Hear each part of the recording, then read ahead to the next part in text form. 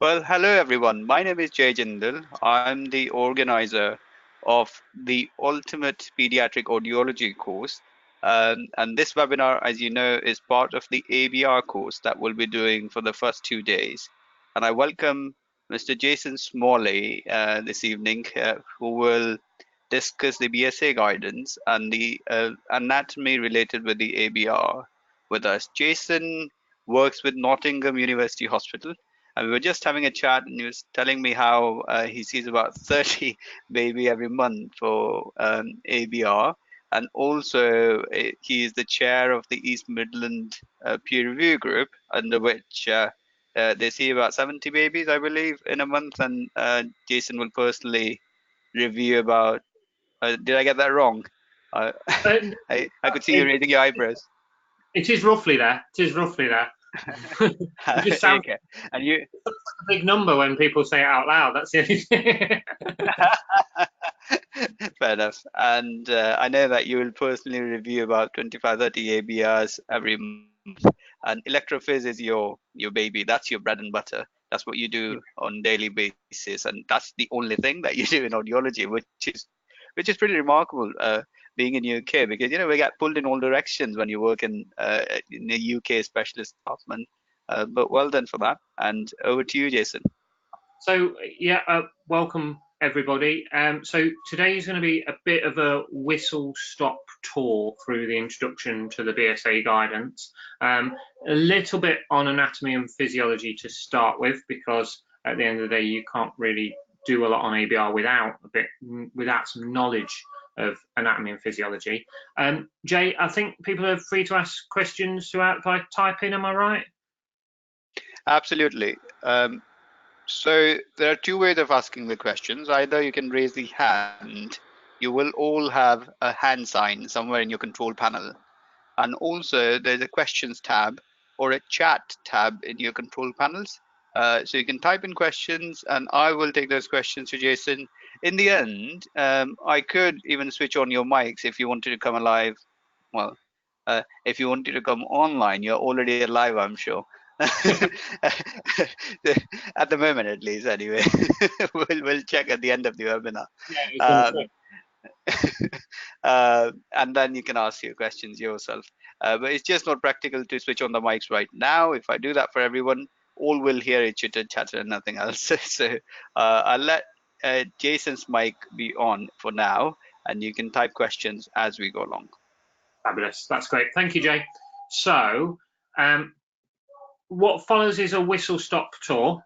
So we're going to go into a lot more things in a lot more detail on the course next week. So this is just a bit of basics. Sorry, my Mac's playing up.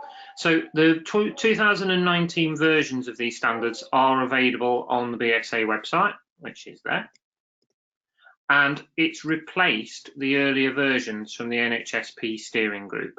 So back in the day, we had a steering group of NHSP that was just basically interested professionals who were coming out with their own standards. Now it's become part of the BSA. So since the deband of Public Health England, so now the diagnostic has been taken completely out of Public Health England's hands and moved into a separate area. Since that's debanded, all the standards and everything like that have gone to the BSA. The standards are mainly determined by the Evoke Potential Specialist Interest Group, of which I'm a member as well. And you have to look at all the documents together. So there's quite a few different documents, and the majority of them fall into one category. So there's either sort of what you have to do or how you actually do it. So the earlier audiological assessment and management of babies referred from the newborn hearing screening document actually just covers like what you need to do and what order to do the test. Whereas the recommended procedures then tell you exactly and in detail what to physically do for the test. What I wanted to mention at this point is, and I planned to mention it initially but forgot. Some of our delegates are joining from abroad, and for their information, All these guidance documents are freely available on BSA's website, and we will frequently give you the pointers where you can access them. Yeah. If there are no glitches and if you're able to record this properly, then we'll put this on the YouTube channel. And in the comments, I will make sure that I'll put a link to all the documents that Jason is right now mentioning. But you will get that in the pack as well, which we will send you this week or next.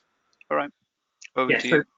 So sorry, I should have been a bit more specific. Our standards in the UK are a little bit different to the standards around the world. I would say that actually our standards are probably the most robust when it comes to waveform identification, and we do things very differently in this country when it comes to clear response and what levels we test to compared to the States. So if there's anyone from the United States, these are not really comparable with your standards. What I would say is that they're probably better, if that makes sense.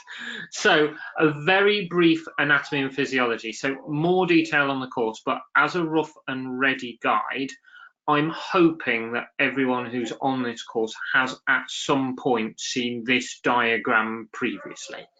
If you haven't, you're probably on the wrong course. So just to talk you through it, very basics. So you have the outer ear, the sound coming down the middle ear, onto the eardrum, onto the tympanic membrane, through the malleus, the incus, the stapes, the footplate of the stapes vibrating the cochlea, and up the cochlear nerve to the brain. So we know from anatomy, basically, that the cochlea is orientated high frequency first. So as you start at the start of the cochlea, you're at the highest frequency, and then as you go in and round, you get to the lower frequency end. That becomes more apparent later. So the idea behind this is that a higher frequency sound will give you a shorter latency response than a lower frequency sound when it comes to the actual firing of the auditory nerve. And so this is what you have within the cochlea itself. So you have the stereocilia on the hair cells, and they're very frequency specific. So if you play a 4 kilohertz sound in, the stereocilia of the 4 kilohertz region will fire and fire an electrical signal down the auditory nerve towards the cochlea. Okay, so a little bit of where everything comes from. So what you have is generated locally within the cochlea is the otoacoustic emission, the cochlear microphonic, and the ECOG. As you leave the cochlea, you start to get the start of the ABR. So wave 1 of the ABR comes from where the auditory nerve leaves the cochlea. And then as you go up the brainstem, you're slowly getting further and further up the ABR. So you have a cochlear nucleus, you have the superior livery nucleus or superior livery complex, the lateral lemniscus, and then finally wave 5 is widely believed to be coming from the inferior colliculus, which is right at the top of the brainstem.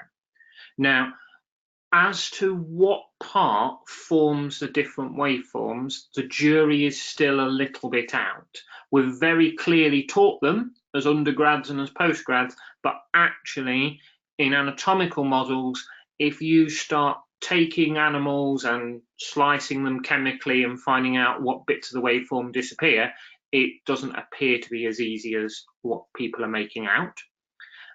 The ASSR, a lot depends on the stimulus, but the ASSR comes mainly from the midbrain. So the ASSR is at a very similar level to the ABR. The middle latency response, again, we don't use that very much in this country at all in the UK, but that's again is midbrain towards the auditory cortex. And then your cortical response is finally from your auditory cortex. So it's finally from the part that it specifies that the sound has got there. What it doesn't specify is processing. And I could have put it on the diagram, but this diagram didn't come with it. And your P300, which is really only used in research in this country, is at the very top and shows actual physical processing of the sound. So the key thing to remember here is that you can have any part of this be normal, but a further part up be abnormal. So you can have a normal OAE with no ABR. You can have a normal OAE and a normal cortical with no ABR, bizarre as it sounds. You can have a normal OAE, a normal ABR, and no cortical. It's all connected, and it's all about putting the bigger picture together when you start to see the patients. But for us, we're really going to focus on OAE and ABR. So we're looking towards the top of the brain stem, so the midbrain, really, but well before we've actually got to the part that does the processing of the sound. And that's an important thing to remember. So the first thing really to go into is, why bother with all this? Why bother with ABR? Why bother with hearing screening? Why bother at all? Why not just let it go and see what happens? And so the incidence of deafness roughly is 1 to 2 per 1,000 babies in the UK. So 1 to 2 per 1,000 babies in the UK are born with a permanent hearing loss or deafness in both ears. That means roughly, the way I look at it is, my birth rate in Nottingham is round about 10,000 births a year. With the other complex cases that we get coming in for diagnostic from some other centres locally, I tend to tell someone that parents that they've got a hearing loss, their baby's got a hearing loss, at least about once every 2 weeks. What you tend to find is they come like buses. So you have none for 3-4 weeks, and then you have 3 altogether. You're far more likely to have a hearing loss if you're a baby and you've spent 48 hours in the neonatal unit. So that's 1 in 100 babies who spend 48 hours in the neonatal unit go on to have a hearing loss. You could expect that.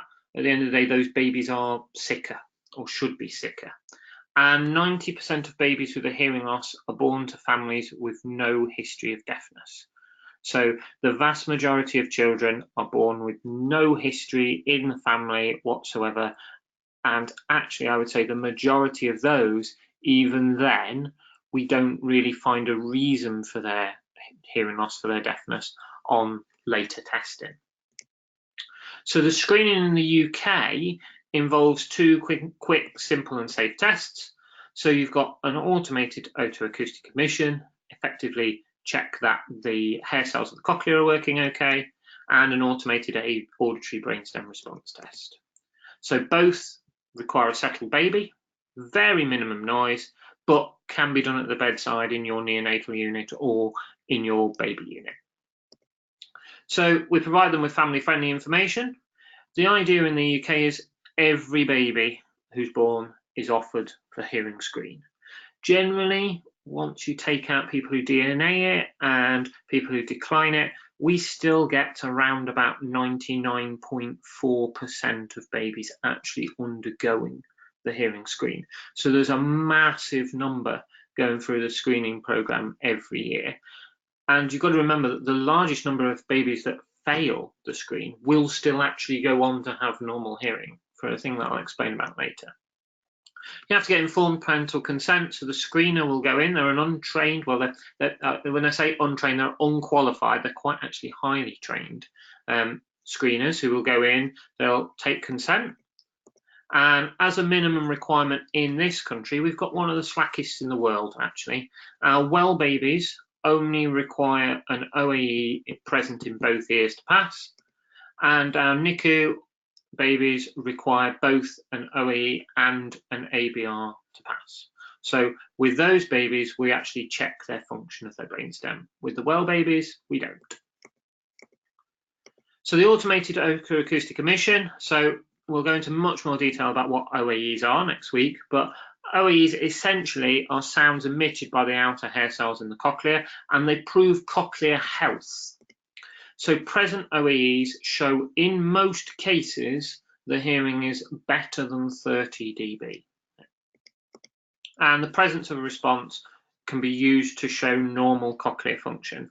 That is all an OEE can show you, but in this country, we are quite happy with that on our well babies. And it can be badly affected by middle and outer ear status. So any form of conductive component on an OEE will generally diminish it to a point where it can no longer be recorded. That's because with an OEE, the sound is going into the ear and then having to come back out. So with a conductive component, it's affected both ways. So the sound's affected on both sides. So it can take minimal conductives. I've seen 5, 10 dB conductive will completely obliterate your OEE. And then they undergo automated auditory brainstem response testing, which measures the newborn's EEG activity as it's altered by auditory stimuli. The auditory stimuli we use for automated ABR is click stimuli in this country, and it's set round about 45 dB EHL as a click stimuli.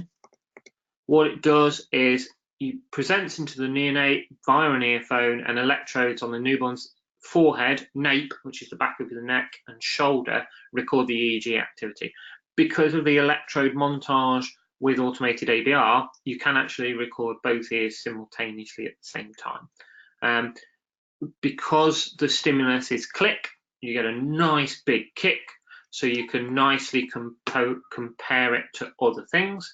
And the auditory response is then extracted from the other naturally occurring physiological activity, and the machine will compare the data against a known template. So what it will say is, okay, I know my wave 5 should be here. I know this is what it should look like. What does the incoming look like? Yes, it looks very similar. Yes, it looks very similar.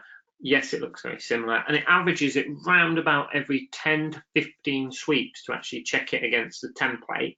And my understanding is, although I'm not the best when it comes to AABR machines, I must say, my understanding is that it has to get 200 of those correct, where it says, yes, it meets the template, before it will come up with a pass on the AABR. So a clear response obtained from the screen, send them on their way. Ongoing childhood surveillance, parental and professional. So there's a checklist, they have it in the red book. So all babies born in the UK get a red book. Inside that is a hearing checklist. And on one page, it's making sounds, so from about 4 months onwards, gurgles and coos, and that takes them all the way up to 36 months, and vocabulary intelligible to everyone. And on the other side is reactions to sound, so what you should expect to see from your baby. So sudden reactions to sound, to loud noise after birth, all the way through to 12 months of age. And it tells them basically, if you get any concerns, GP, health visitor, come back into the system. We always do the developmental milestones as well and highlight them for the parents, and then a 9 to 12 month follow-up for babies with risk factors for hearing loss. So there are things that make hearing loss more common. Down syndrome, for example, cleft lip, cleft palate, anything like that. They tend to be more the conductives that are going to cause problems later on, but we'll send them for a 9 to 12 months check anyway. So the risk factors. These require audiology follow-up at 9 months, regardless of the screen or the diagnostic. Confirmed congenital infection, CMV is the big one. We don't currently screen for CMV in this country. There are plans afoot. They think that may come in the future. CMV can really screw with your hearing, so they all go for 9 month follow-up. Any craniofacial abnormality, that tends to be the big ones, so downs, clefts, microtias, anything like that. They will all stay in the auditory system, stay in audiology, probably until their age of 18, and usually after that as well. But we don't include any minor ear pits or just skin tags on the ear. And confirmed syndrome related to hearing loss. There's your Down syndrome and everything like that. Now, we also, in the UK, refer babies for 8 month follow-up who have the following pattern at screen. So to pass the screen as a NICU baby, you have to have a clear response on AABR. If that baby has no clear response on OAE in both ears and a clear response on ABR in both ears, they will go for an 8-month follow-up. That's purely because it's failed 2 automated tests and passed 2 automated tests. And the idea behind that is, why has it failed the 2 tests but passed 2 other tests?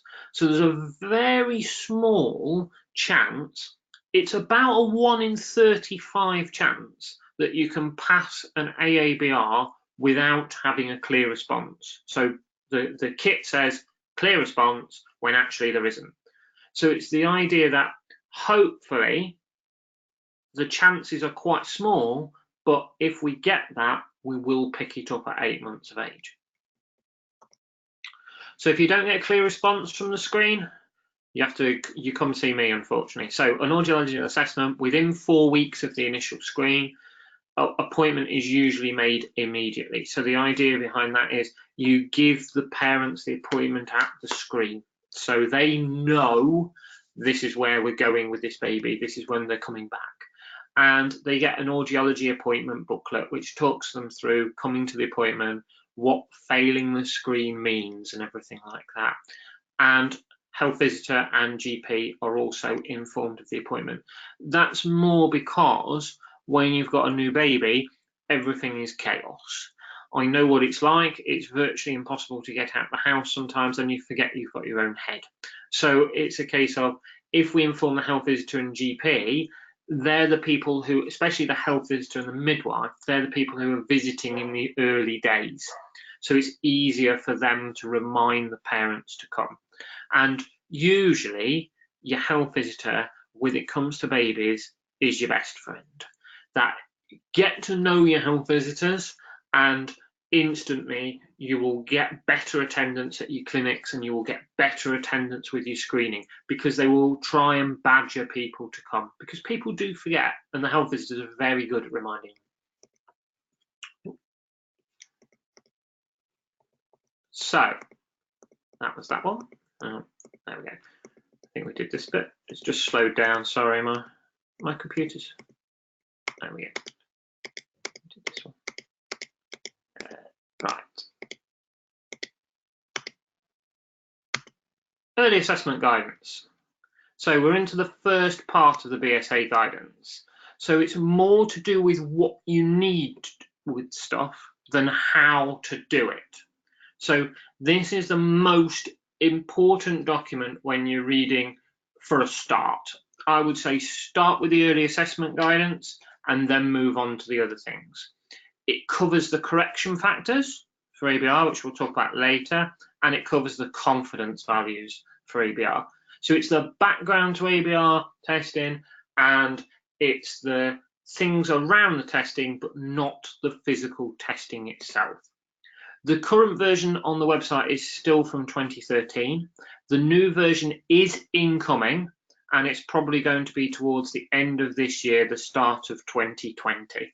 There isn't going to be much change. It's just that this document also holds some of the ASSR correction factors and confidence values that there's been a lot of work on recently, and it was felt that it would be better to publish this new document with the ASSR stuff that's still being worked on and hold the current one from 2013 rather than rush it through. So it talks you through what you physically need to have to do NHSP diagnostic work. So it says any service that is going to set itself up to do NHSP diagnostic work must have an OAE machine as a bare minimum. It must have a high frequency tympanometer, and it must have an ABR machine capable of measuring thresholds using tone pips and clicks with both air and bone conduction. Okay, so just 3 examples down there at the bottom. There are lots of manufacturers' kit out there, and there are some kit now that will do all 3 in one. It's just about basically picking your kit that you like and knowing what you like or what your clinic has got. So for example, that's actually our OEE machine on the left. That's our Otodynamics machine. We don't have that Titan as a high frequency tympanometer. We've got a Madsen, and we're still using a NAV Pro as our ABR machine for capable of using tone pips and clicks and thresholds. But each of the manufacturers has sort of their own individual one, and it's worth knowing what you like and how to do everything on each one. So the guidance then goes into wiring the baby up. So the first thing about wiring the baby up is you have to know your equipment. Some are 2-channel, so particularly the Eclipse. Most Eclipses that are out there from Interacoustics, you will find have a 4-electrode array. There was an option to buy a 3-electrode array or a 4-electrode array. I think the vast majority of the ones that I've seen have got 4-electrode arrays. That doesn't mean to say somewhere in the packet isn't the 3-electrode array and someone might have swapped it, but it's worth knowing. You need to know because it's going to affect what you're going to put on later on.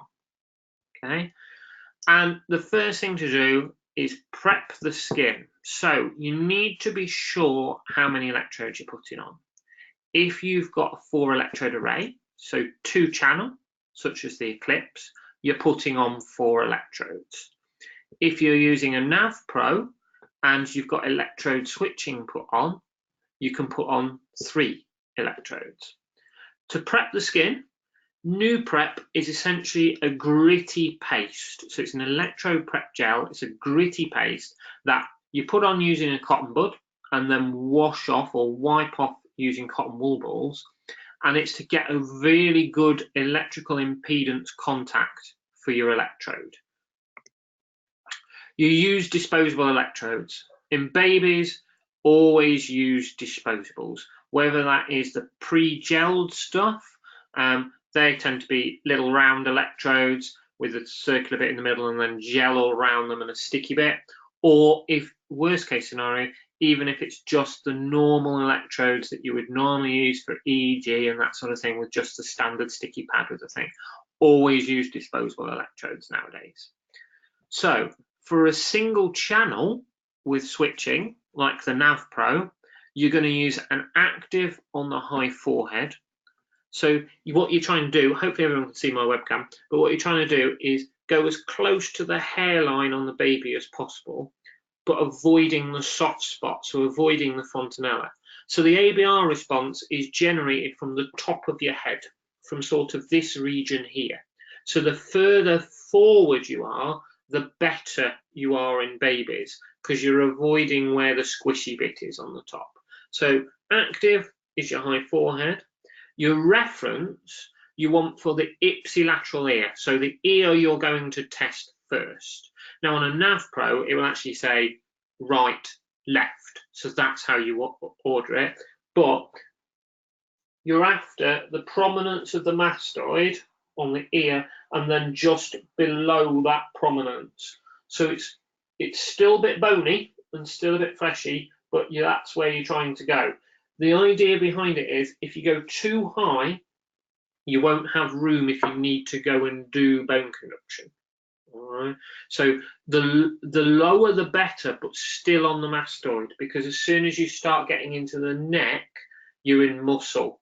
And once you're on the neck and the muscle, if the baby gets restless or the baby's sleeping in an odd position, you'll see muscle artifact all over your trace. So you want to try and be on the actual prominence of the mastoid, but just below where you would normally put a bone conductor.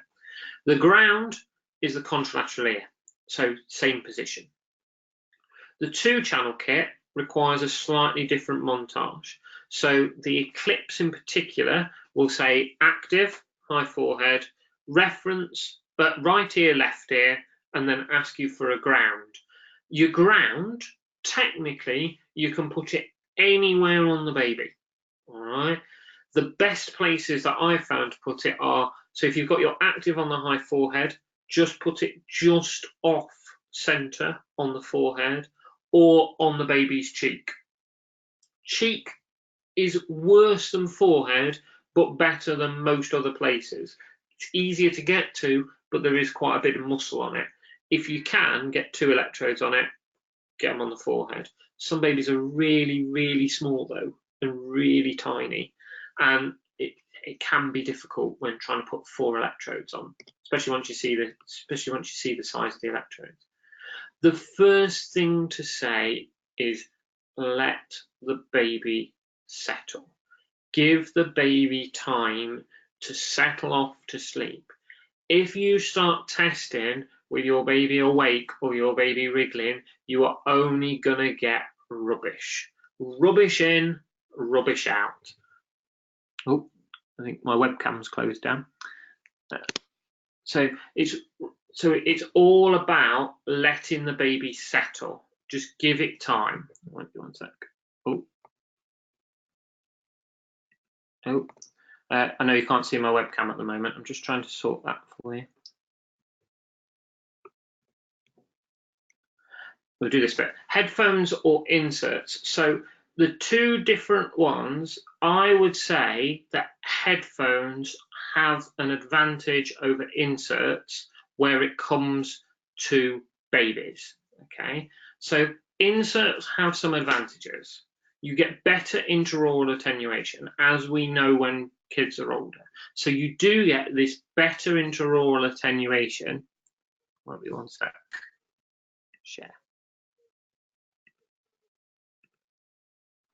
You do get a better intraoral attenuation. So theoretically, AC masking doesn't kick in to a higher level, and you get less chance of ear canal collapse. So there's less chance that the ear canal will collapse on you. But you get one massive drawback when it comes to inserts, and that's that canal uplift in neonates is incredibly variable. So because the vast majority of the insert is inside the baby's ear, depending on the canal size, a lot will depend on how much uplift that signal gets. Okay, so you can see uplift of 20, 25 dB with an insert compared to a headphone, because the vast majority of the headphone is located outside the surface area of the headphone where the sound's been generated is outside the ear. So only your headphones give certainty of stimulus level. In threshold work, that's less important because of where we pass at, because we pass at 35. For my sort of work where I'm doing implant work, that's incredibly important. So with an insert in a baby, the maximum you can go to is 85. Okay, that's because there may be 20 dB uplift, so that 85 could actually be stimulating at 105. Okay, so with our implant work with headphones, you can actually take it to 105. So you can ramp it up and know and be certain where you're testing to. The other thing with headphones to say is the only thing that's an issue with them tends to be that you've got to get the parent to hold them. Okay, now some parents are very cooperative and will sit there for 40, 50 minutes, hours on end with the headphone diligently over the baby's ear. Others, they're more interested on what's on the phone and other things going on, or they fall asleep themselves, and so the headphone starts to slip. It's about swings and roundabouts, and I would rather have that talking to the parent and asking them to hold it and everything like that with regards than the canal uplift uncertainty. So the document then goes on to talk to you about NHL to EHL correction. So this is really important. We need to apply a correction factor for what levels we're recording via ABR to equate them to behavioural hearing thresholds. Okay, so what we do, or what we did originally, is we got a load of babies, we took their ABR thresholds at birth, and we said to them, okay, what is their behavioural threshold at 8 months of age? Because if we've picked up a hearing loss and we're saying their threshold at birth is 60, what does that mean when they are 8 months of age and they can behaviourally test, or older? So when they get to 5 and they're doing full pure tonal geometry, if at birth we said the 4 kilohertz threshold was 70, is it still in that sort of ballpark? And that allowed us to monitor how ABR threshold changes with age, and it also allowed us to come up with, like I say, the confidence values and the correction values to change NHL to EHL. So these are taken directly from the document. So the correction values for ABR tests up to 12 weeks. So the thing with ABR is the values change dependent on the age of the baby. The vast majority of ABRs that you're going to do are going to be on newborns rather than those that are older. What you'll find is the headphone values, the headphone corrections do not change. The headphones are the same regardless of what age the baby is. Okay, it's the insert values and the bone conductor values that change.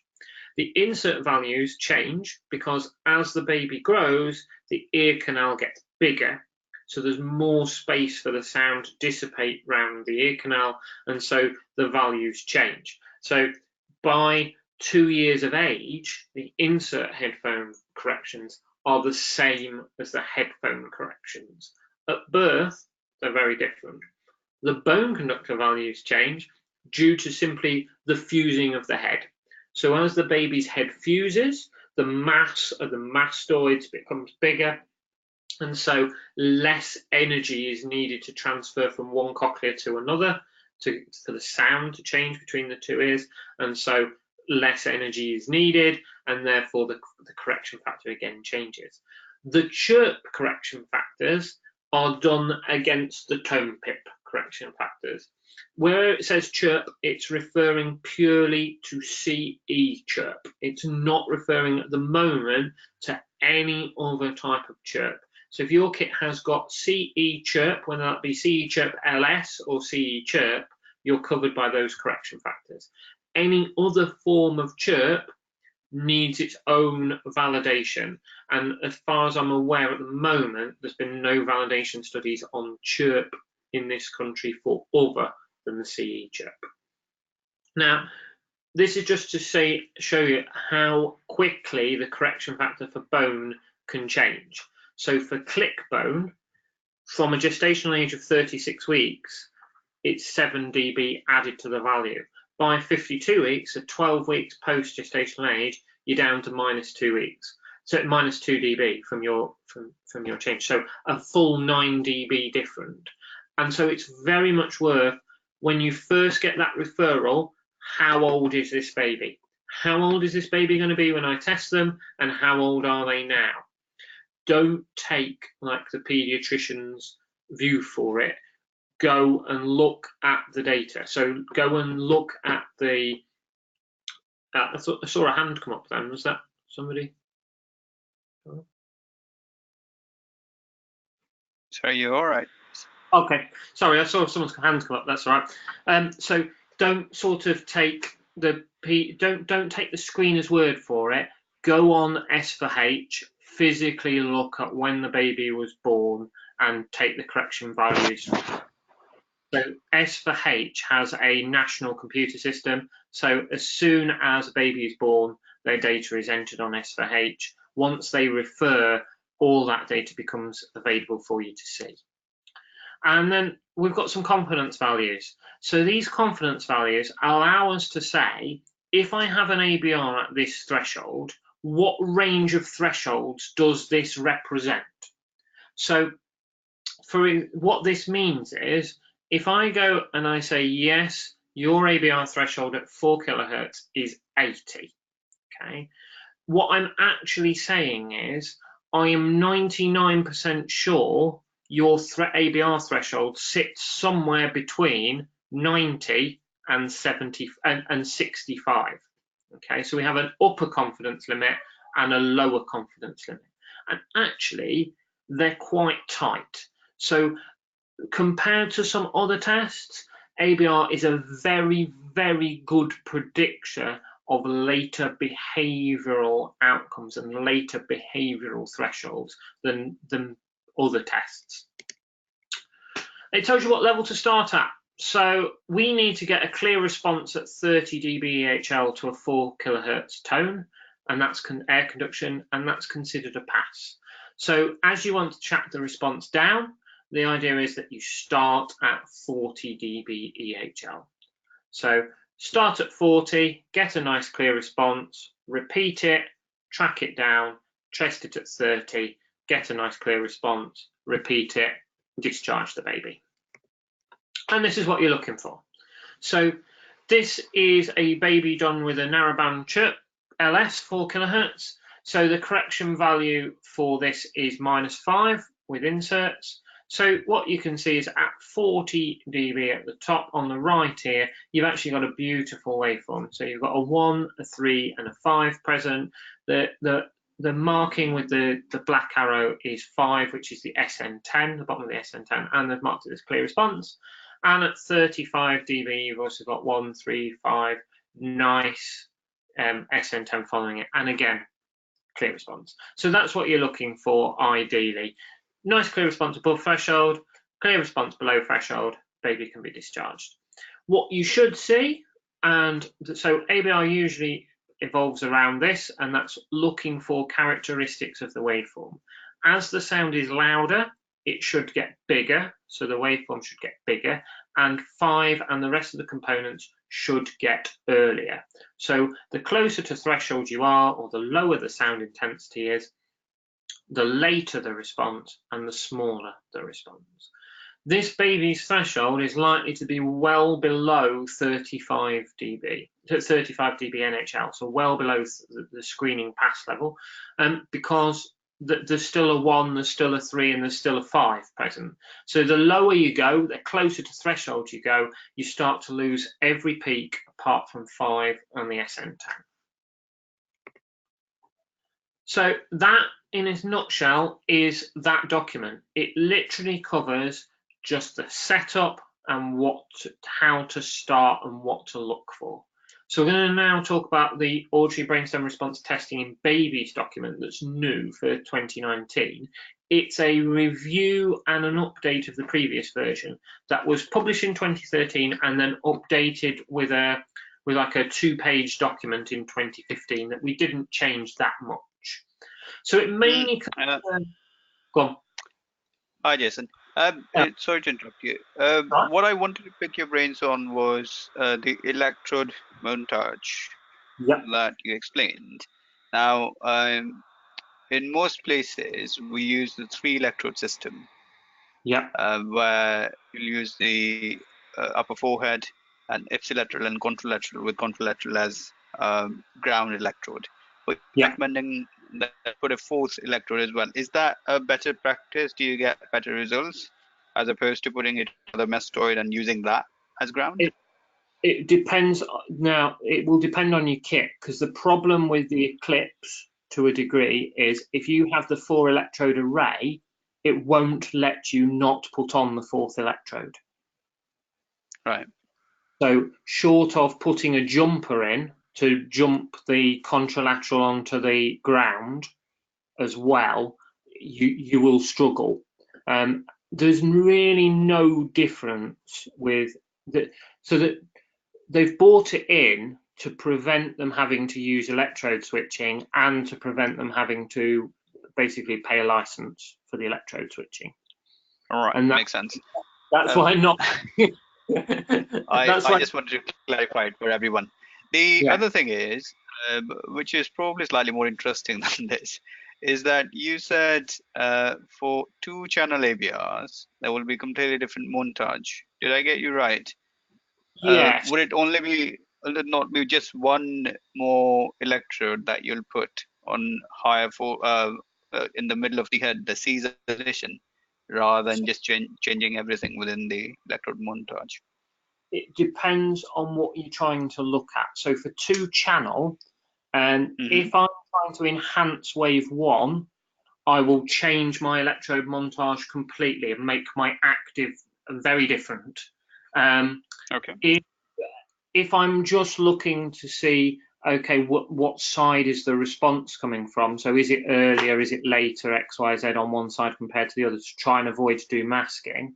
Then yes, I will just use the standard montage that is the same if you put 4 electrodes on for 2 channel.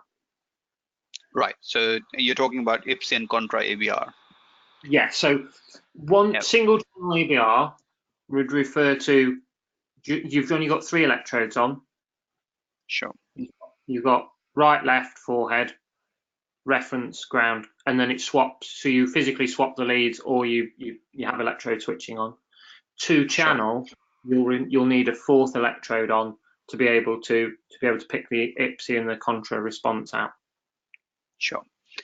And finally, would you discuss the electrical montage in the actual course for example, amplifying wave 1, or perhaps looking at a different way of masking, or getting to the where the masking will lead you with the IPSI and contra testing? Yeah, so it's in the masking section of the main course. So I'll talk more about that when it comes to masking, because masking in ABR is difficult. It's not the easiest thing in the world. So you can avoid it. And I think wave 1 is becoming increasingly popular and important in the world of audiology with respect to, inner ear health function, and the talks of cochlear synaptopathy, and everything that goes on with the discrimination problems. So it will be quite interesting to see what other than ECOG that we can do within the ABR setup to try and amplify it and identify wave 1 and then get some information from it. The biggest difficulty with amplifying wave 1 is making sure that what you've got is definitely wave 1. That's the problem. There's lots of weird stuff that goes on early in the ABR, and you're trying to prove that what you're looking for isn't, for example, a short latency component from the vestibular system or anything like that. But yeah, we do touch on that a little bit. That's quite advanced, is what I would say. Is what I would say. I wouldn't be doing that first off the back, if that makes sense. Sure. Yeah. All right. I'll let you carry on. Okay, so new document, the auditory brainstem response testing in babies, concerns itself with how to set up the equipment and how to physically do the test. And so it talks about how to set up your machine. So it tells you that your electrode montage, as we talked about, the positive, so the active should be in the high forehead, as close to the vertex as possible, but avoiding the fontanelle. It talks to you that your negative should be on the ipsilateral mastoid, and your ground should be on the contralateral mastoid. Okay. It talks you that the stimulus type. So the stimulus type should be alternating polarity. So there's 2 different types of stimulus. There's a condensing stimulus and a rarefraction stimulus. What you'll find is that condensing gives you a better peak of 5, but slightly later than rarefraction.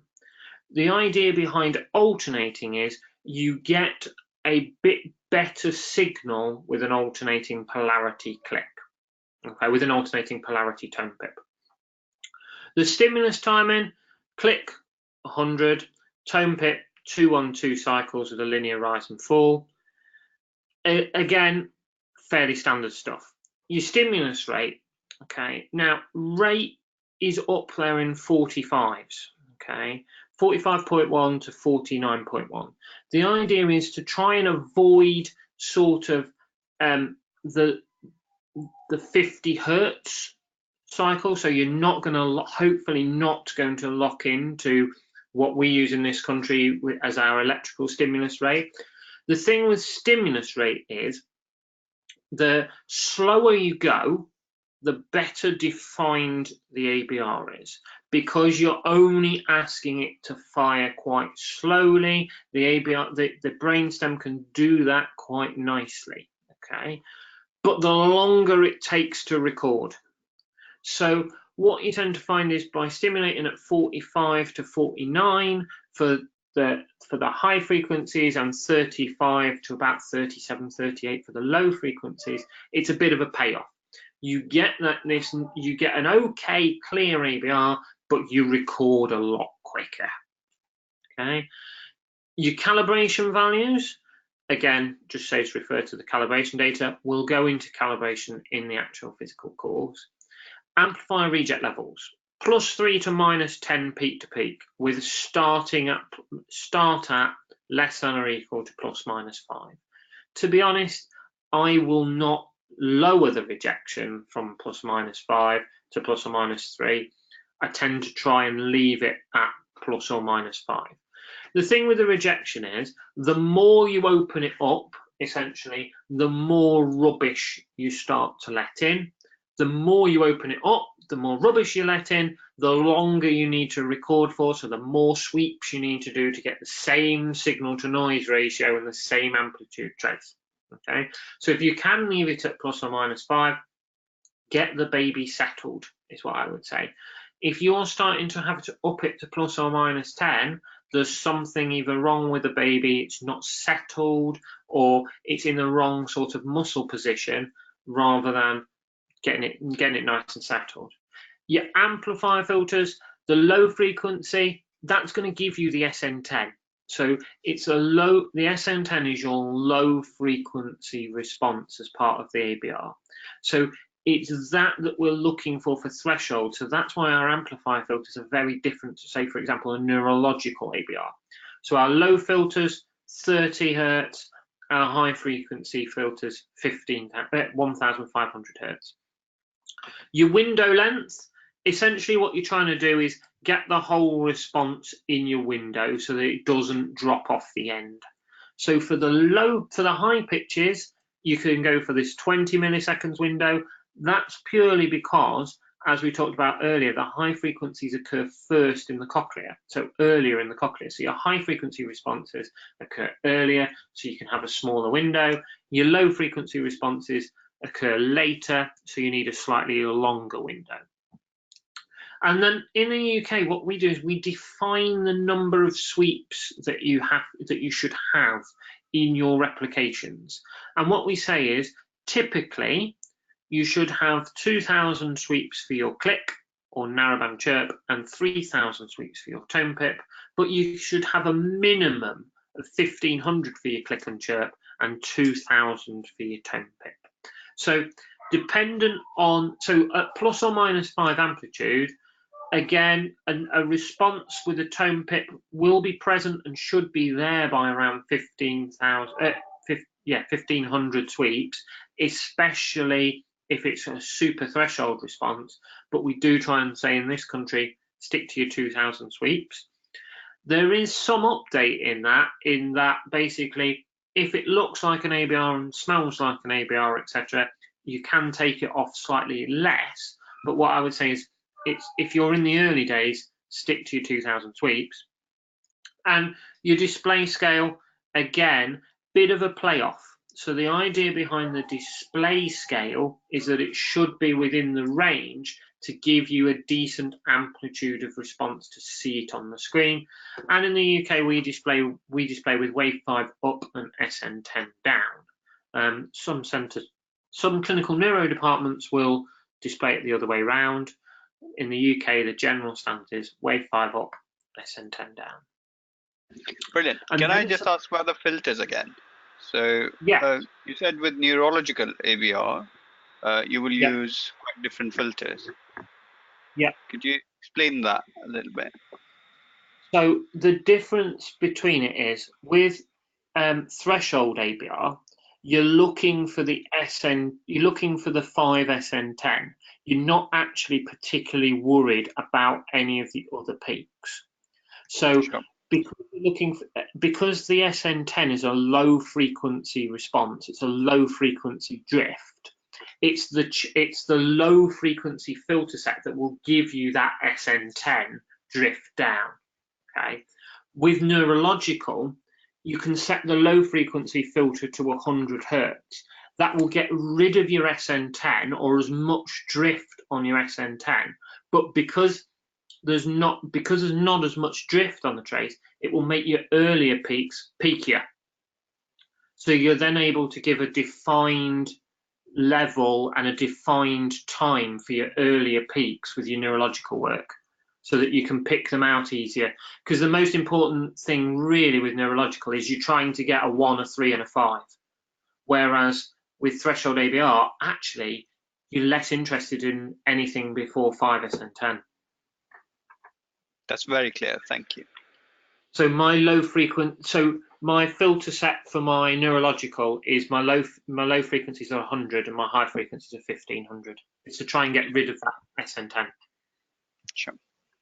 I think some of the delegates will find it useful, so thank you for that. No problem. Keep going. Keep coming in. Okay. And then it's about knowing what changing things does. Okay. So alternating polarity. If you change from alternating polarity to just condensing polarity, your peaks will move slightly earlier. Okay. You will record less quickly because you're only doing one form of recording. You're only recording one way. So as the membrane moves inside the headphone, it's got to go back out before you can start to record. So your peaks should move slightly, but they will also take longer to record. We use 2-on-2 tone pip cycles. What you see at the bottom there is the frequency response or the frequency domain for a 2-on-2 tone pip cycle.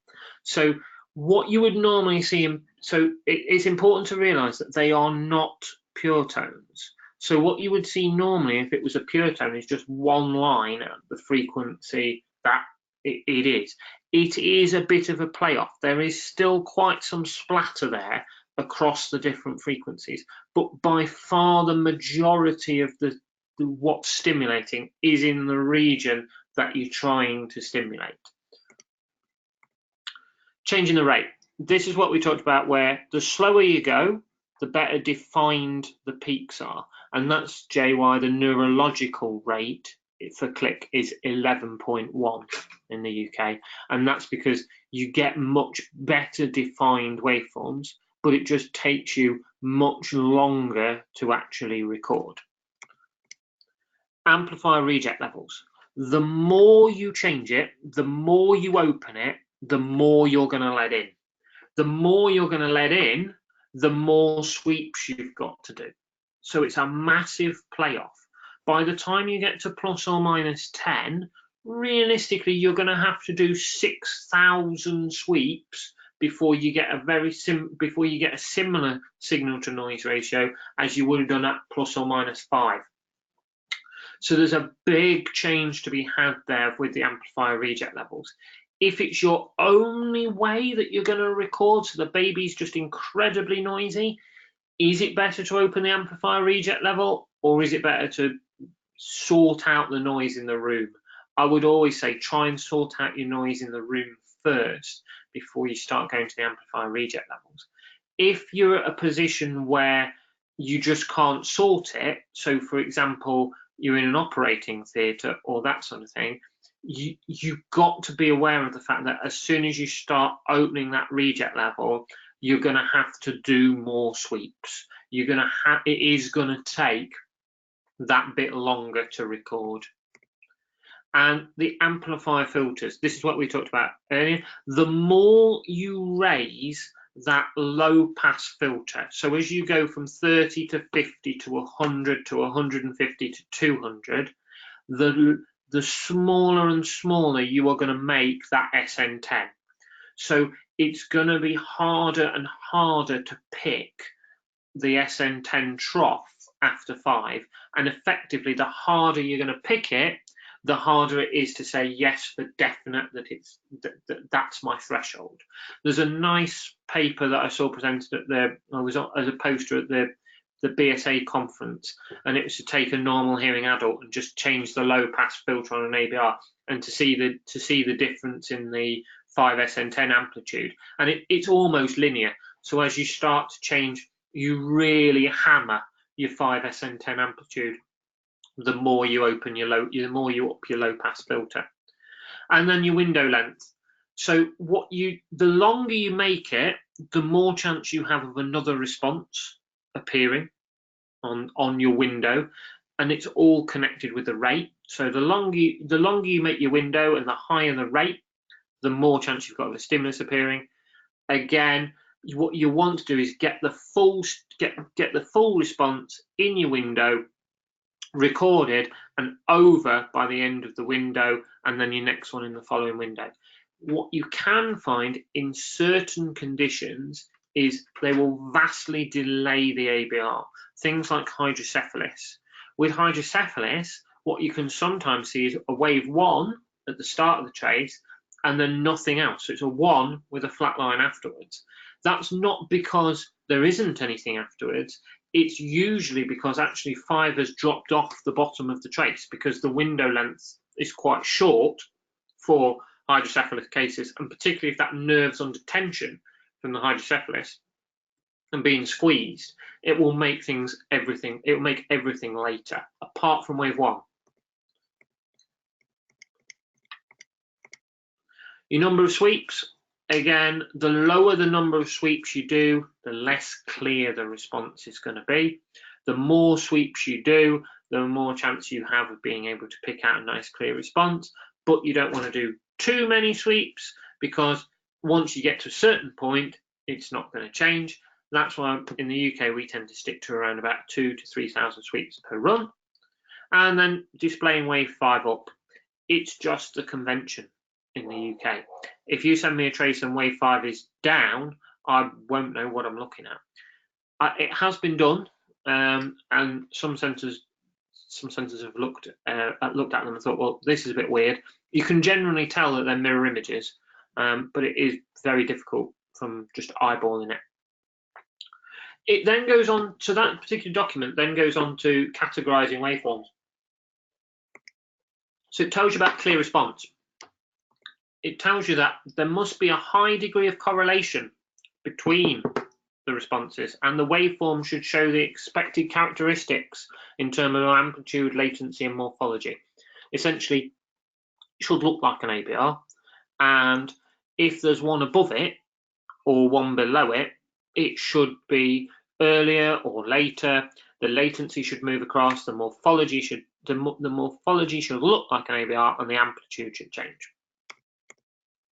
The size and the amplitude of the response, as judged from 3 or 5, wave 3 or 5 to the following SN10 trough, should be a minimum of 40 nanovolts. Now that's blinking small, but it should be at least 3 times bigger than the background noise. Now the background noise level can be estimated from the average gap or difference between the waveforms. And the waveforms should be judged over the whole time window, excluding any stimulus artifact. And the waveforms should be compared with those other stimulus levels to confirm that they follow the expected changes with stimulus level. So when you say, sorry to interrupt again.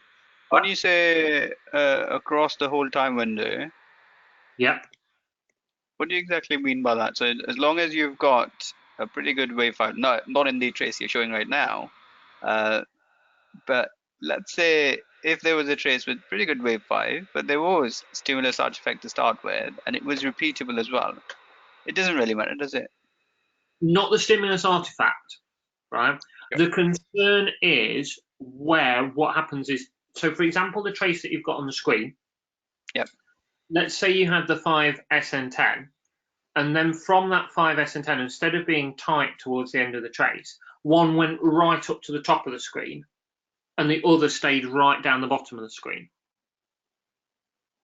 So that's what we're talking about when we're saying across the whole time window. So you're not supposed to overlay the traces on a peak, because you can start to force peaks in. The idea is that you minimize the gap between the two waveforms. So you're taking it. Does that make sense when I'm saying it's breaking up? It's that break apart of the waveforms towards the end. That makes sense.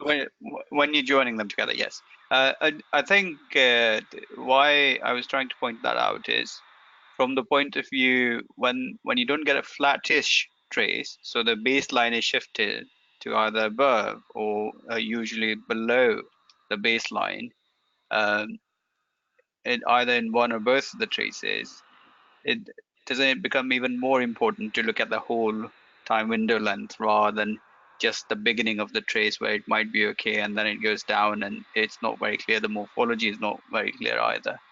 So when you look at that trace, then you will probably start thinking whether there were too many artifacts which were affecting the averaging in one way or another. Yeah. So it tends. I think there's an example of what you're trying to say. Hang on.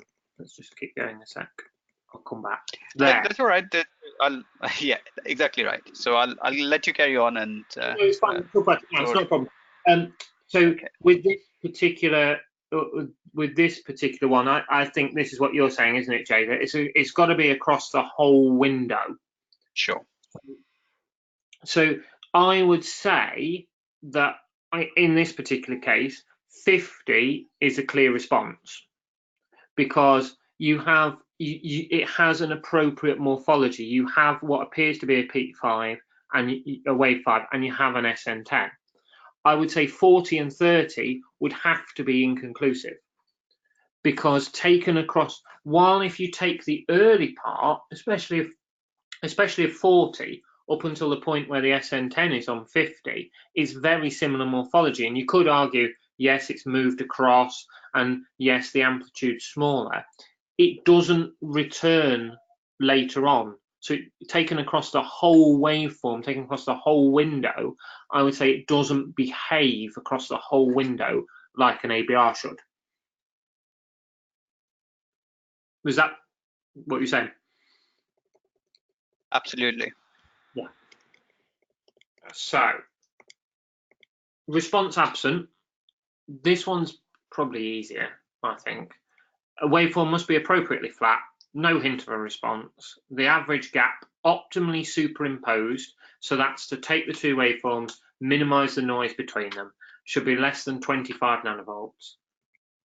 And the average difference is designed that a small response, so that a small response is not obscured by noise. The waveform should ideally be flat, but again, not always achieved.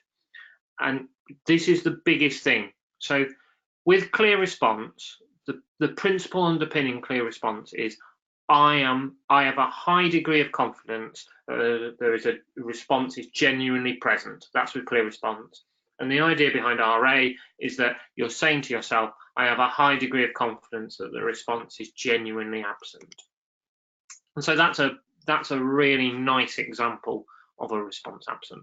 And I'll warn you now, they don't all look like that, but it's beautifully flat.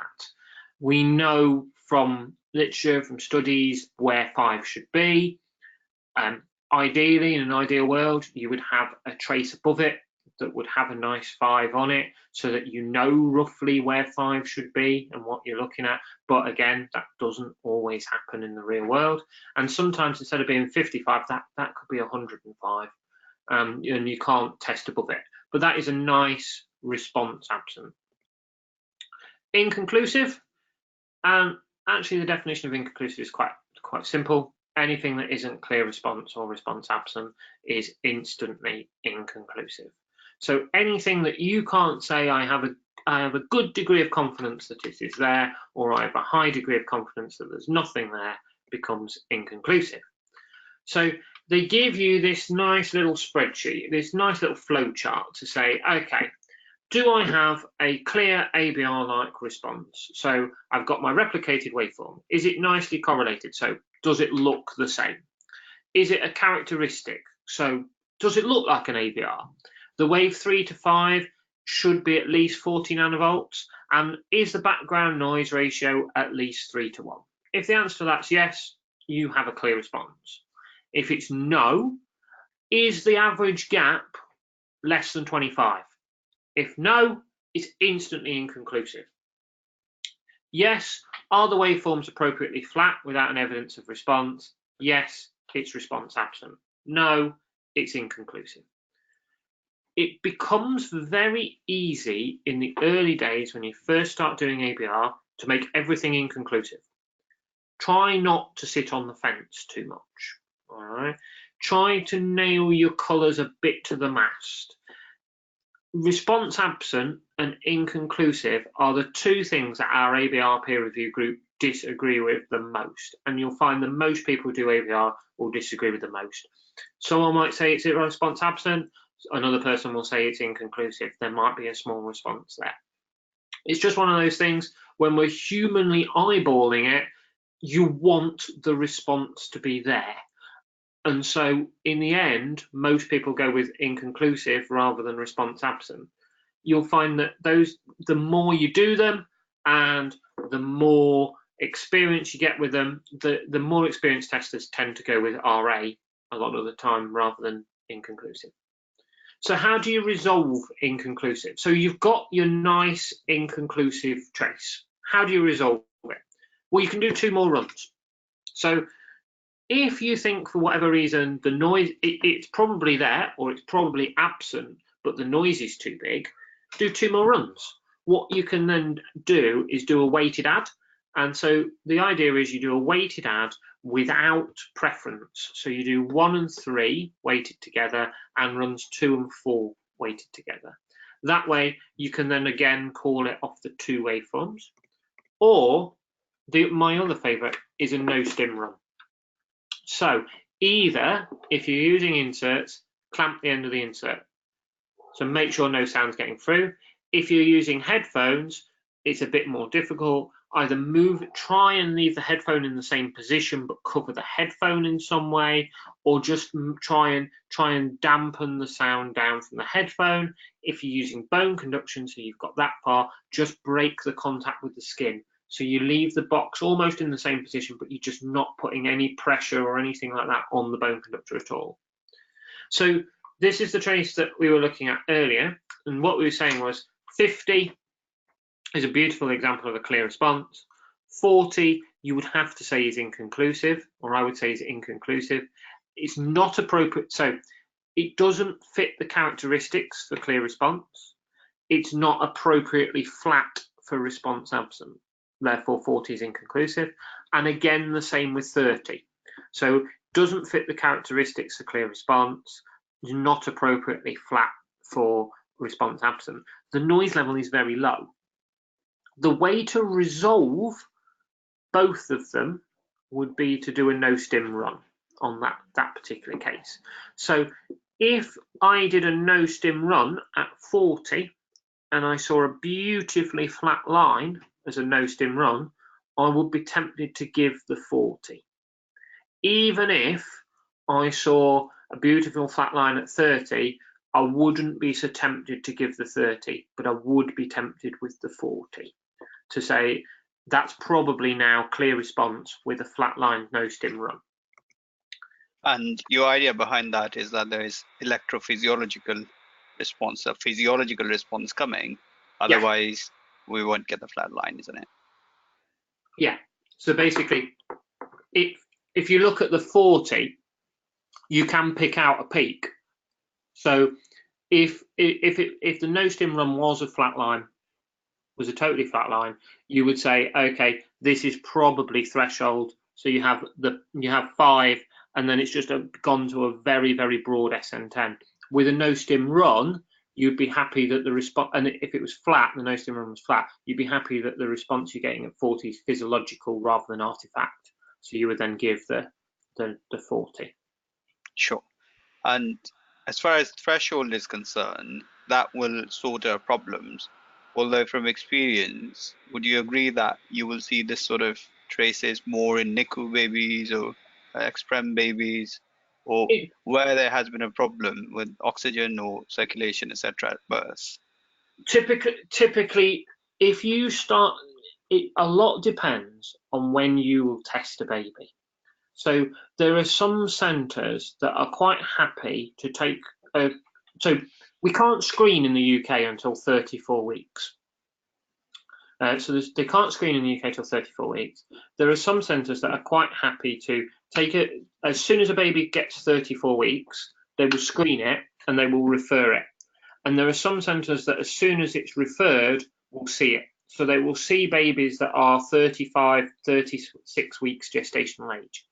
In that case, you're quite right, Jay. You start to see this sort of thing and a bit of maturation. What we tend to do is we will sit on that baby and we will wait. So our screeners don't tend to screen before 36 weeks, and we don't tend to see them in the clinic till about 40 weeks. And by 40 weeks, you do get a much better defined ABR. You're also right in that oxygen and things like that can affect the waveforms and do tend to make them what I would call more drifty.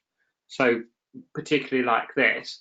The other thing that would concern me about these waveforms in particular, I'd be interested to know, did the then they're from the standard, but it would be interesting to know, did the baby move and the electrodes were reattached between the 50, the 40, and is the 50 a separate session and then they've come back for the 40 and the 30? I say that because the 40 and the 30 look like drift, if that makes sense. They look like one electrode is not balanced, and so you're starting to see a huge 50 hertz sine wave. Yeah, and I think so I've always thought of ABR as a test of auditory brainstem function rather than a test of hearing. And You're from right. that sense, when you start looking at these cases, one wonders if they had more time, whether you do more sort of neurological assessment with the ABR and try and follow them up when they're 5 years or 10 years old and see how's the other faculty of listening, whether their auditory processing is working, etc. But I'm digressing too much, so I'll stop and let you talk on, but hopefully that will give some research idea to some of the attendees No, and see how we go. I do agree with you. There's a quite an interesting paper coming out of Manchester, and they do a lot of work in Australia on corticals in babies. Sure. You might have seen. But there's quite a bit of, well, I think the biggest problem with that is I don't think we fully understand where that response is coming from in babies, and it's a bit woolly, to say the least. But that's probably for another day. And this is another one. So for me, so what you have at the top is a 55, a 45, and a 35. Now, for me, they are all inconclusive. In fact, if I did a no-stim run on those, I would probably say they are all still going to remain inconclusive, even if I got a pretty flat line no-stim run. I would say this looks to be some form of maturation. So say you did a 35 and so you did a no-stim run at 35 and it was a totally flat line. I would probably be debriefing the parents and saying there looks to be something there, but we're not quite sure what it is. We'll bring them at minimal levels, but we'll bring them back when they're a little bit older. It wouldn't surprise me if this is off something like a 34-weeker or that sort of thing. And this is a good point to bring that in, really. So the earlier you test them, the less peaky their response should be, and the later their ABR tends to be. Our ABR doesn't mature until we're around about 18 months of age. It doesn't change that much from about 4 weeks of age, but you can see a maturation up until about 18 months, 2 years. But before 4 weeks of age, there's an absolute rapid change in the maturation of ABR. So the reason we can't test and can't screen until they're 34 weeks of age, the ABR is just not mature enough until around that age to actually fit a template to or anything like that. You can pick it up from around about 25 to 26 weeks, but it's not very ABR-like in appearance. And so we use those to then define the threshold. So we say in our standard that you cannot use inconclusive to define the threshold. So therefore we use the terminology equals to, less than equals to, or greater than. And what we say is so for example, a clear response at 70, inconclusive at 60, inconclusive at 50 becomes less than or equal to 70. So what we're effectively saying is their hearing could be 70, or it could be much better than 70.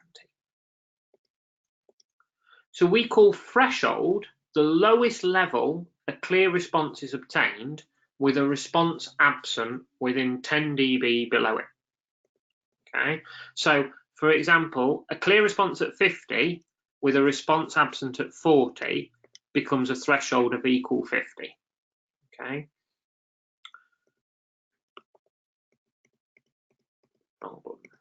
Gold standard.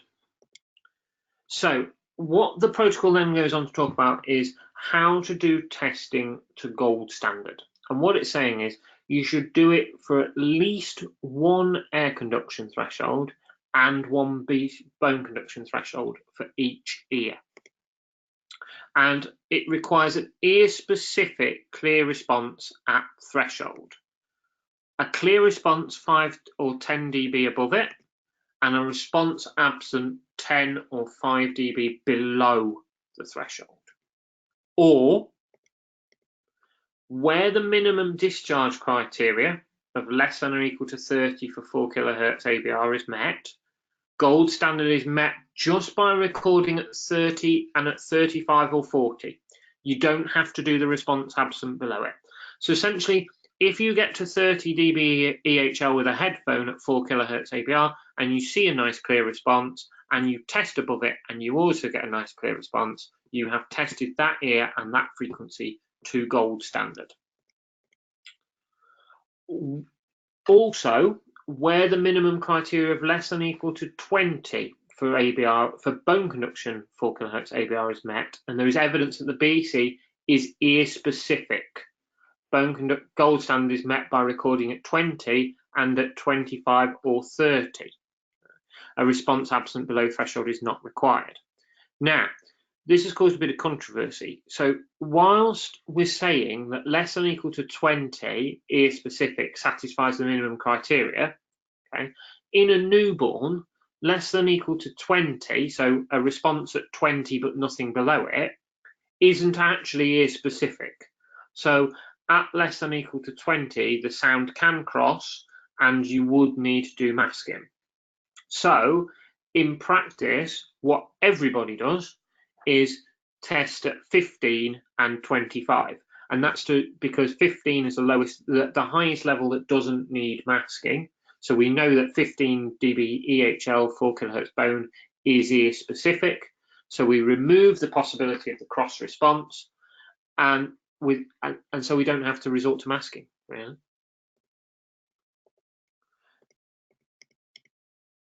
Cochlear microphonics. Going back into the cochlea. So this is another new protocol that's come out this year, 2019. So to understand a bit more, what is a cochlear microphonic? It's a pre-neural response from the outer hair cells of the cochlea which follow the waveform of the stimulus. I'm going to go into a bit more detail with you on the actual physical course. And it can be taken as evidence of outer hair cell cochlear function, but it can't be used to estimate hearing threshold. So unlike an OAE, where you can say if someone's got an OAE, their hearing theoretically should be better than 30, a cochlear microphonic, you can't say that at all. Even in perfectly normal hearing babies, you can't record a cochlear microphonic below about 65, 70 dB. So it does take a bit of a kick to get yourself a cochlear microphonic. And it's only really useful in the diagnosis of auditory neuropathy spectrum disorder. So what is ANSD? In a nutshell, it's the absence or grossly abnormal appearance of an auditory brainstem response in the presence of outer hair cell / cochlear function. Again, I'm going to go into this a bit more depth in the course. There's a section on ANSD and cochlear microphonics. A cochlear microphonic and OAEs are similar but different. The biggest question I get asked is, if I've got a cochlear microphonic, why do I not have an OAE? If I have an OAE, why do I not have a cochlear microphonic? And they are slightly different. So there is realistically no reason why, if you have an OAE, you shouldn't get a cochlear microphonic. But the other way round, so cochlear microphonic with no OAE, the most likely cause is either some form of conductive, which is knocking out your OAE because your cochlear microphonic is less susceptible to conductives. The sound's only got to go one way into the cochlea, and then you're picking up an electrophysiological response to the sound. Or the cochlear microphonic is firing something very slightly different to the OAE. So there's an electrophysiological response from the outer hair cells, but there's not an acoustic response from the outer hair cells. And cochlear microphonics are still affected by conductive losses, but less so than OAEs. So if you do a cochlear microphonic, you've got that loud. So basically you've got profound ABR, you've done a cochlear microphonic and you don't get one, and you get flat timps, you can't rule out the presence of ANSD. And this is what we were talking about just a minute ago with regards to maturation. So what you tend to see with maturation is at birth, there's only really 3 peaks that you can usually pick out, 1, 3, and 5. By around about 3 months of age, you can start to see a few more formative peaks. And by a year old or an adult, you start to see all 5 peaks, and it shifts across. So at birth tends to be later, compared to when you're an adult, tends to be earlier. When you do a cochlear microphonic, ABR should be absent at the maximum stimulus level or grossly abnormal for you to consider a cochlear microphonic. More on what's grossly abnormal on the course. And this is the new guidance on the spreadsheet. So the idea behind this is that you've taken your 4 kHz tone pip ABR up to the maximum recorded level. If you've not seen an ABR, you do bone.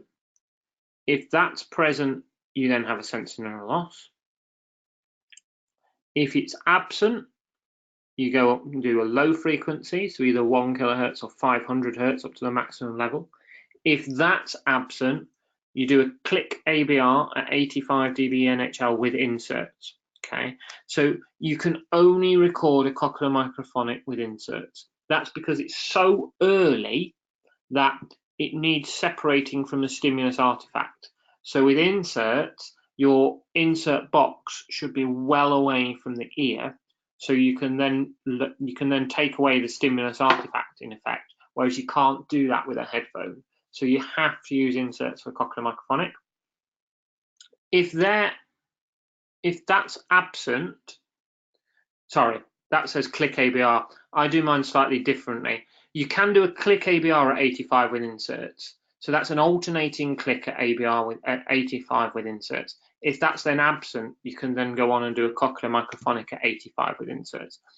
I tend to do it the other way around. So I tend to start with a cochlear microphonic if everything else is absent, because you only need to do the click ABR if the cochlear microphonic is present. Okay, so you only need to do that if it's present. So it makes things a bit easier, because in the vast majority of cases, the cochlear microphonic is absent. So usually you don't then have to go on and do the click ABR testing. If you've got nothing on your ABR at all, and you've got a nice clear cochlear microphonic or an OAE, you can safely say this is ANSD. Now, maturation. As we were saying on the previous slide, maturation occurs at different rates. Okay, you can sometimes see babies at term who have totally flat lines on their ABR, and their ABR comes in by the age of about 4 to 6 weeks. All right, so with regards to cochlear microphonics and ANSD, we won't diagnose ANSD fully until they come back for a 10-week repeat. So at 10 weeks corrected age, if the ABR is still pointing towards ANSD, we will then go down the route of ANSD. The protocol says you should repeat the test. So ideally they're being seen by you at about 0 weeks. You should then repeat the test at 4 weeks. You should consider a test at 6 or 8 weeks, and you should reconsider a test at 10 to 12 weeks. Once that's finished, you should then consider repeat ABR at round about a year to 18 months. Now, in a lot of cases, we don't end up doing the 18-month repeat, because usually by 18 months, usually they're testing behaviorally. And so you have some form of behavioral threshold by the time they're 18 months. So an ABR that's still absent isn't really going to add to the picture. So you tend to find that they don't actually have a repeat ABR at 12 to 18 months, unless their behavioural thresholds are so poor that they're on the implant programme. So our implant ABRs all take place between 12 and 18 months for ANSD, versus our sensorineural loss kids, who they take place about 6 months of age. So there is a bit of a delay when it comes to ANSD in children. And these are your testing parameters for your cochlear microphonic. So exactly the same electrode array that you had for your ABR. No need to put any more electrodes on or anything like that. Your stimulus rate in the high 80s, so almost twice as quick as your ABR. That's because this is preneural, so it doesn't fatigue or anything like that. So you're only going for it's preneural and it's short duration. It's only around about 3-4 milliseconds, in which case go as fast as you can, because you're not going to diminish the response. So let's record it as quickly as we can and get it over and done with. Because it's a microphonic, because it's mimicking the stimulus, you do separate runs of rarefaction and condensation to prove that they're alternating, to prove that the response is flipping between the two. What I'll do is 2 runs rarefaction, add them together, weighted add, 2 runs condensation, add them together, weighted add. What it then says in the standard is, if there's if it's present, so you're happy that it alternates on the cochlear microphonic, do a clamped run. What I would say is, especially in the early days, do a clamped run anyway, because there's nothing worse than you think, oh, I haven't got a microphonic there. You don't do a clamped run.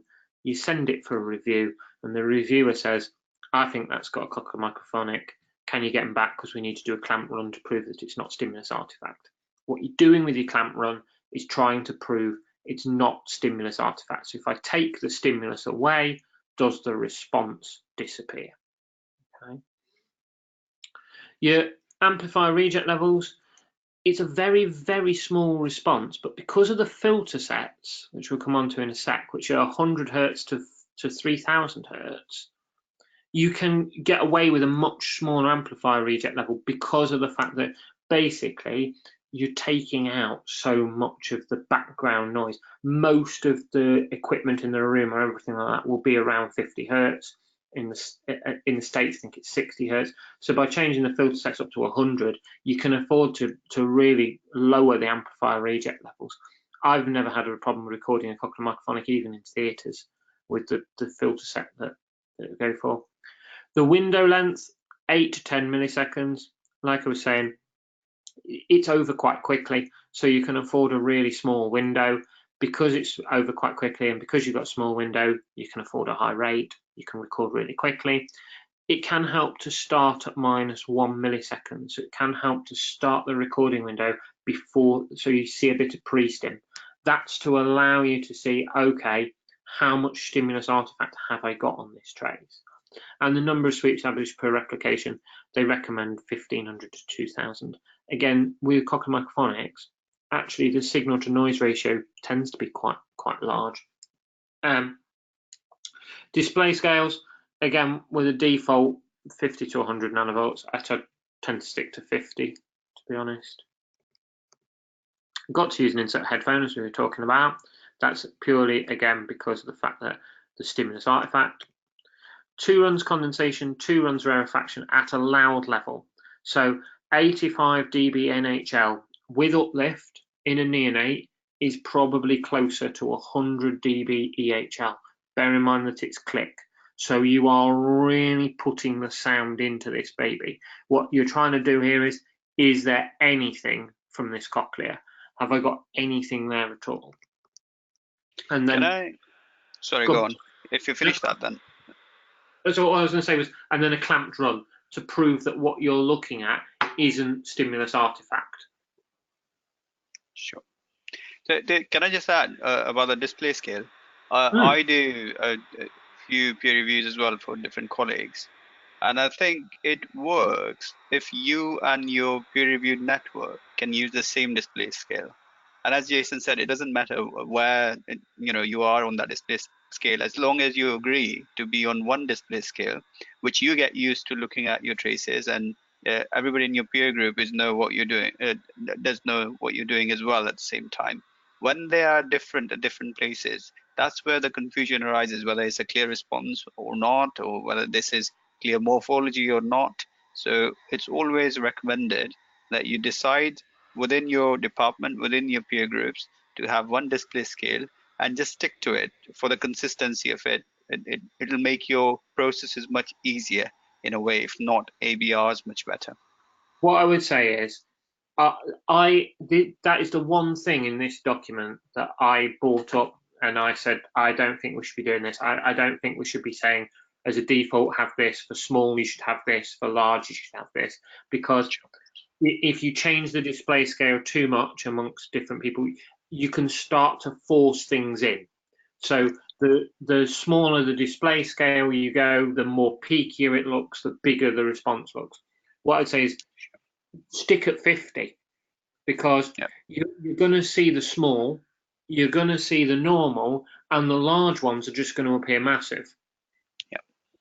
So it's better to go that way, to go in the middle and miss a few small ones, because they're the very, very tiny ones, because they're likely to be sensories anyway. And pick everything else up than not. What I would say about sorry, go on. What I would say about cochlear microphonics as well is very small ones I've seen in sensorineural cases. So I've seen things that I am happy that are sensorineural. So they have maximum thresholds at 1K, maximum thresholds at 4K, a no-click ABR, but a tiny microphonic that's possibly 1 or 2 peaks that's alternating, but they're very, very small. And we will, once we've gone to behavioral testing, we've actually seen a response at 250 hertz or 500 hertz at like really high levels, so like 80s, 90s of the implant program. And so we started not really categorizing those small ones with only 1 or 2 peaks as ANSD at all. They are probably sensories, but with low frequency hearing more than anything else. There will be a paper on that soon. Brilliant. So yeah, I think you will be looking at other factors as well. You know, your amplitude. So there's a minimum guidance for the amplitude level of the wave 5 to SN. We'll be looking at the noise, how much noise was in the trace, etc., before you interpret the results.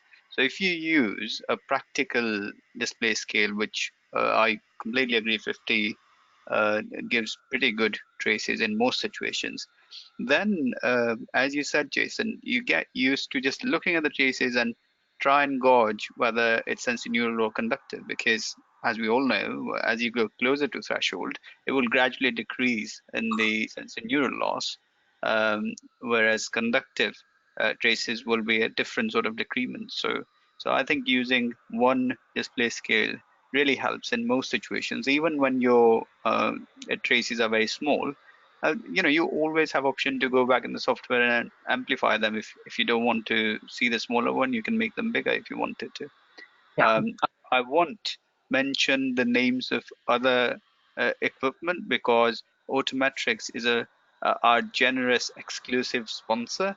But I know that across the manufacturers, you can get different sort of display, and sometimes I will get confused if I'm looking at the traces from other manufacturers which I'm not used to, and I have to dig much deeper when I go into it. So that's another factor that probably everybody wants to consider within the peer review network in particular, because within your department you'll probably be using the same machine, lo and behold, which will be much easier. I totally agree with that. When you first get sent traces on other equipment that you haven't used, it's really worth just taking your time and looking and saying, okay, what is their display scale? What sort of setup have they got here? What are their filters? What X, Y, Z, just to get you in a better place to review it. Because for a start, when you start to look at other kit, and that's why I always think it's better to look as many manufacturers as you can, because it does get you more used to what's out there, basically. I would say that it's very difficult. There's not a lot of ABR kit out there. So you tend to find some of the older stuff is in the standard. So I can mention this one because they don't make it anymore. This one is one of ours. This is a Nicolay Spirit from the 1990s. And it used to give, it gives really nice traces, really clear, really nice traces. Like I say, like Jay says, we've moved on to Otometrics as well now with the Nav Pro, and we've had a Neurosoft on trial, which is what we're going to use on the thing. So cochlear microphonic wise, what you can see is the 2 condensing runs at the top and the 2 rarefaction runs directly below it. So what you're seeing is a peak round about 1.5 milliseconds, followed by, so let's go with the top trace, so a peak about 1.5 milliseconds, trough afterwards, peak, trough, and then a return really to the baseline with a final peak before it comes back to the baseline. And what you can see on the trace below is the direct mirror image of it, so the direct opposite of it. And then the bottom run, run 6, will be a clamp. And so what you can safely say is, yes, I am happy this is microphonic. So it's disappeared on the clamped run, and what you can see is at the start, you can just see the stimulus artifact, but the actual cochlear microphonic is after the stimulus artifact on the clamp run. And these 2 are also 2 of ours. So what you'll see on the top trace is the clamped run, so 2 runs of clamped run, and again on the rarefaction and the condensation and mirror images of one another. And then the bottom trace is what a response absent one looks like. So totally flat line on both, or should be nice and flat. What you can sometimes see on a cochlear microphonic, particularly if it's what we call neural, is the start of the ABR. So wave 5 should appear on the cochlear microphonic round about 5 to 7 milliseconds. And if it is a neural in basis, sometimes you can start to see the start of wave 5 actually on your physical cochlear microphonic. They're quite rare. What you will find with those is obviously they don't alternate. So any neural response on your cochlear microphonic doesn't alternate at all. So I've got my CM. What now? Do an alternating click insert, the same intensity, using the same insert with the usual click ABR settings. So what you're now saying is, I have my cochlear microphonic. Where is it coming from? Is it neural? Is it not? You're looking to say, is there any ABR that can explain this cochlear microphonic? Is anything at all that I can explain this cochlear microphonic away? And usually there isn't. Sometimes, very occasionally, you will get an ABR to a click stimulus that you haven't got to a cochlear that you haven't got to a 1 and 4 kilohertz stimulus, but that's quite unusual, to be honest. So by the time you get to be looking at that sort of size of microphonic, you're probably looking at ANSD rather than a sensor neural loss. So that was quite a whistle-stop tour, and we finished a little bit earlier, so we've got some time for questions. I think everybody will be grateful that we finished earlier, although as interesting as it was, it's time for dinner and there's children to bed, etc. So I was really conscious of that, and thank you very much. I think it went, from my perspective, it went better than I imagined initially. We've almost covered pretty much everything. Who needs to attend the course now? Not quite. I'm only joking, of course. And I think a couple of things that have come up from talking to different people are perhaps things like what to do in the theaters when you go in a theater and you find just lots of noise, what parameters you can change there, which can make your life easier. And I think it would be interesting if you would cover that in the course itself. Yeah, no problem. And the other things are more down to sort of as the progression of the child and appointments take place, what sort of factors, if any, would you change within the ABR appointment. So let's say if somebody was born at 32 weeks, and then you will invariably see them those children probably 3 or 4 times for the ABR for different reasons, and whether from one appointment to the next appointment to the next appointment, you could embed some changes which can make your life easier in getting to know what exactly is the problem with the child. Yeah, that's around strategy more than Sure, anything. sure, absolutely. All right, anyone, if you have any questions, you can either raise your hand and I can turn on your mic, or perhaps type them in one of the boxes, question box, chat box within your control panel. Or you can just jot them down and bring them to the course on first and second, and you can sort it out that way. I think it's all sinking in at the moment, Jason, so everybody's very quiet by the looks of it. So let's call it a night. Thank you so much for doing it, and I look forward to seeing you on first. Yeah, no problem at all. All the best. Thank you. Cheers. Bye. Bye-bye. Bye-bye, everyone. Have a good night.